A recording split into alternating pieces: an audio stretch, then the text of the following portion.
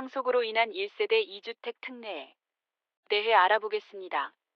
1세대가 1주택을 가지고 있는데 갑자기 부모님이 돌아가시면서 부득이한 사유로 상속을 받게 되어 2주택이 된 경우에 양도세 비과세 받기 위해 어떻게 해야 하는지 살펴보겠습니다. 상속주택을 주택 수에서 제외해서 기존 주택을 비과세 받을 수 있습니다. 상속주택을 먼저 팔 때는 비과세가 되지 않습니다.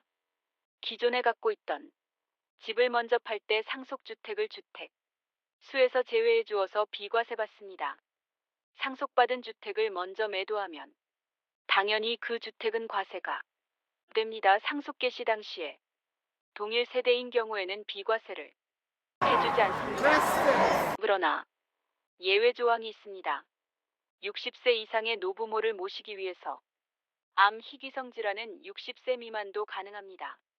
노부모 봉양합가 즉 효도합가인 경우 본인 1주택과 부모 1주택 합하여 2주택자인 상태에서 상속주택은 비과세입니다.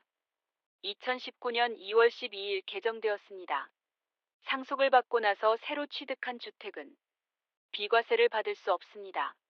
매도하는 기존 주택은 당연히 1세대 2주택 비과세 요건을 갖춰야 합니다. 2년 이상 보유는 당연하고요.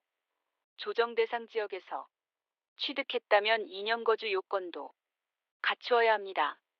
조정 대상 지역은 2017년 8월 2일 대책 이후에 나온 제도입니다. 다음으로는 상속주택이 여러 채인 경우입니다. 피상속인부, 모의 다주택자인 경우입니다. 한 채만 상속주택으로 봅니다. 즉 선순위 상속주택입니다.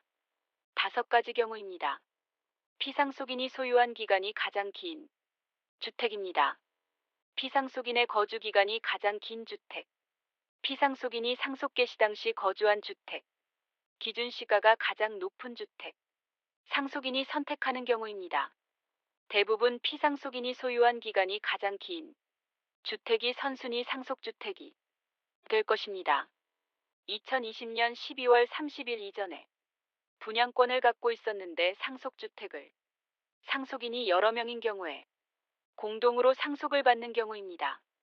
이 공동 상속주택에 대해서는 별도로 비과세 특례를 두고 있습니다. 공동 상속주택은 지분이 가장 큰 사람의 소유로 보고 소수 지분자들은 주택수에서 제외해줍니다.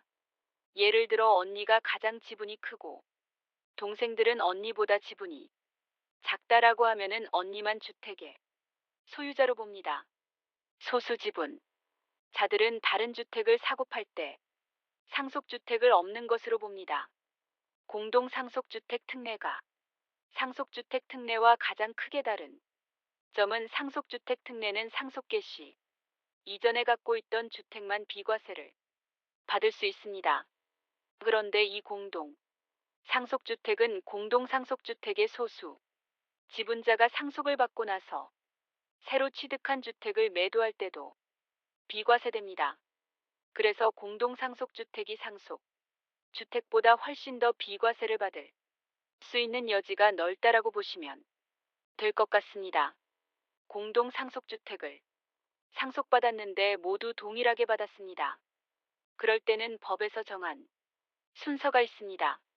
지분이 동일한 경우에는 상속 개시 당시에 그 집에 살고 있던 사람이 주된 상속자로 보고 나머지 사람들은 모두 소수지분자입니다. 이제 상속주택으로 1주택자가 된 경우에라도 1세대 1주택 비과세 요건을 갖춘 경우라면 그 상속주택에 대해서도 비과세 혜택이 있는 것입니다. 양도소득세 중과는 2025년 5월 9일까지 유예가 되었습니다. 상속주택이 사실 상속재산에서 거의 70% 80% 차지합니다. 상속 개시일로부터 5년이 지나지 않으면 주택수에서 제외를 합니다.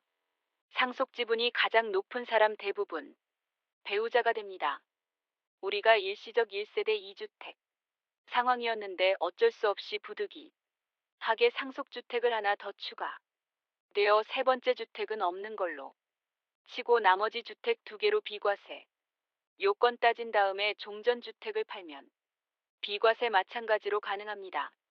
상속주택은 한 채, 두 채, 세 채든 다섯 채든 몇 채가 있든 한 채에 대해서만 적용을 해줍니다.